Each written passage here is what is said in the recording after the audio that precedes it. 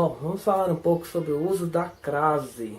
A crase que acaba muita gente deslizando esse acentozinho ao contrário que a gente tem aí. A gente tem o acento grave, né, que é o acento normal, melhor, o acento agudo, que é o acento normal, e o acento grave, que é o acento que a gente chama de crase.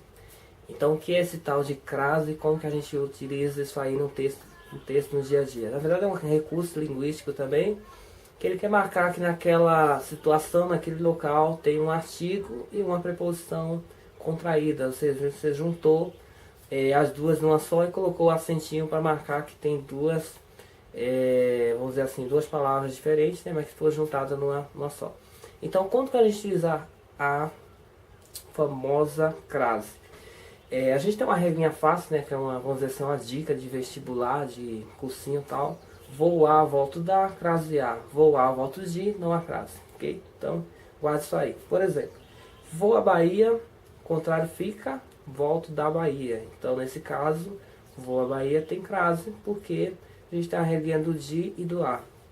Vou a São Paulo, volto de São Paulo. Então, nesse caso, não tem crase, porque o contrário fica de. Então, a regrinha básica aí, quando se refere a lugares, né? Para você saber se tem crase ou não. Por exemplo, vou à feira, volto da feira. Então, vou à feira, crasezinha, tá? Crasezinha ao contrário.